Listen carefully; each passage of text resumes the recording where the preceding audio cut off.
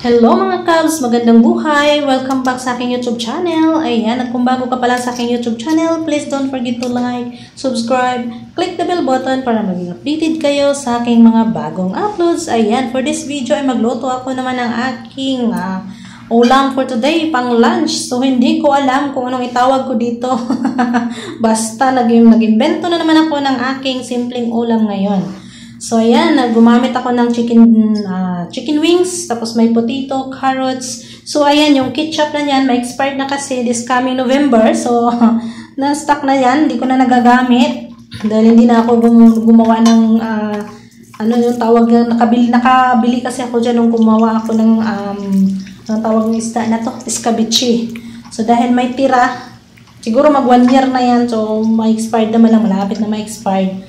Ayan, niluto ko dyan sa manok, iubos ko yan. Kaya hindi ko alam kung anong ipangalan ko dyan, basta nag-invento na lang ako, kayo nang magpangalan ko, anong gusto nyong ipangalan dyan. Ayan, paki-comment naman dyan. Baka may gusto kayong ipangalan sa niluto ko nito ngayon. So ayan na, okay na yung sibuyas, minikos-mikos na natin, ang dinagdag ko na yung aking chicken wings, na hinati ko ng 3. So ayan, at saka dinrain ko lang siya para matanggal yung kanyang dugo. Oh, diba? So ganyan lang, no? Oh. So, after 2 minutes, so, ayan, no, tapos na mikos-mikos, so, dinagdag ko na yung ating carrots at saka yung potato. Diba? Mabilis lang to mga Cubs. Dahil, mamaya-maya na naman, sa kanila na naman akong pupwesto. Diba? So, ayan. At saka takpan ko lang siya ng mga 2 minutes ulit para ma-steam lang yung gulay. Tapos, idagdag na natin syempre yung ating mga spices dahil konti lang yung ating vitsin, hindi nakabili. So, ayan, inubos ko na. Konti lang yung mga Cubs, siguro mga 1 ano lang yun. Dito, habot ng 1 teaspoon or half. 1/4 lang siguro yung sa teaspoon. Tapos, nagdagdag na din ako ng chili powder. So, dahil nakabili tayo ng chili powder, dahil hindi gagamitin natin kasi masayang. No? So, dahil mas masarap talaga ng spicy, so hindi na ako bumibili ng fresh chili. Kasi meron naman tayong chili powder. Ayan, so inubos ko na yung ketchup. Then, nagdagdag na din ako ng konting asin. Diba? Mikos-mikos lang natin yan. So, ayan, ang hirap talaga magmikos-mikos pag mag-isa. So, ayan, ikot-ikot lang para ma-mix yung ketchup. Tapos, nagdagdag din ako ng 1/4 teaspoon ng tomato paste.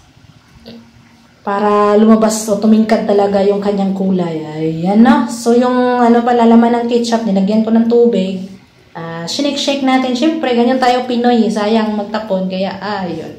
Shake yung lagayan ng ketchup at saka nilagdag dyan sa atin, no, para may sabaw naman. So, ayan, no. Hindi ko na alam kung anong ipangalan ko dyan. Then, lutuin ko na lang yan siya ng mga 3 minutes ulit para sa ating gulay. Saka, ayaw ko rin naman na magluto ng gulay na overcook, mga Cubs. Kaya, mas masarap pa rin ng half cook. Diba? So, ganyan talaga pag camera natin na yung camera is pangit. So, iba talaga. Pero pag sa personal talaga dyan mga Cubs, orange na orange talaga yan. Pero dahil hindi naman kagandahan yung ating cellphone na gamit ngayon. So, ganyan yung camera niya. Hindi, pero okay na din. Aux na din yan.